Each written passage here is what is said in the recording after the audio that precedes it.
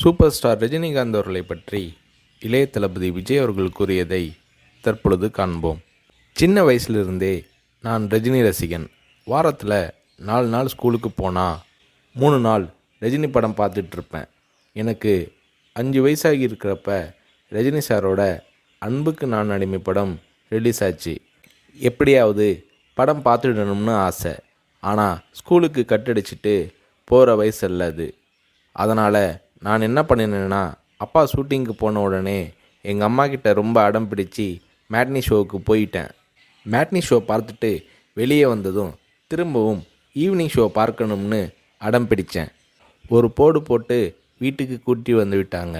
அங்கிருந்து நேரே சுரேந்திர மாமா வீட்டுக்கு போனேன். அவருக்கு நான் செல்ல பிள்ளை.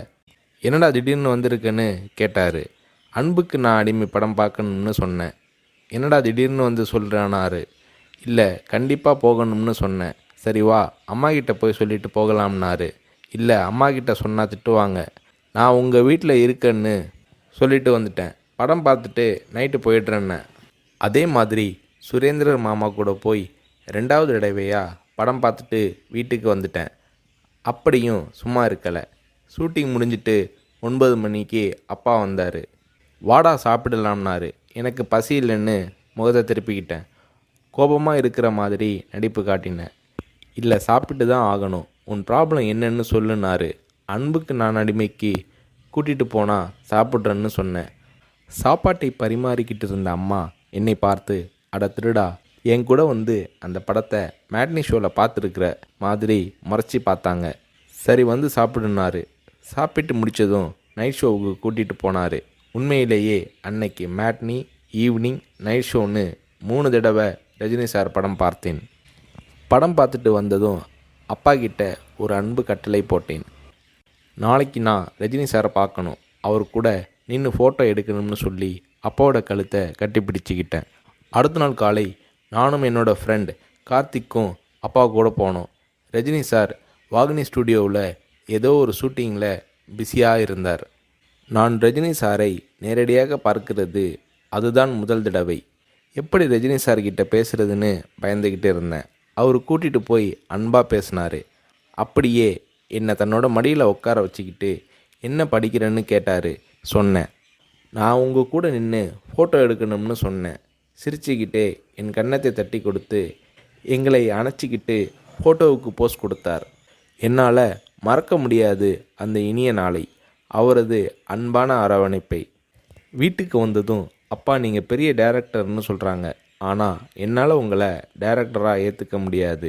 எப்போ எங்கள் தலைவர் ரஜினியை வச்சு டைரக்ட் பண்ணுறீங்களோ அன்னைக்கு தான் உங்களை டைரக்டராக ஏற்றுக்குவேன்னு சொன்னேன்.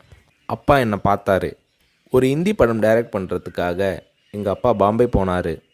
எனக்கு ஹாலிடேங்கிறதால நானும் அம்மாவும் கூட போயிருந்தோம்.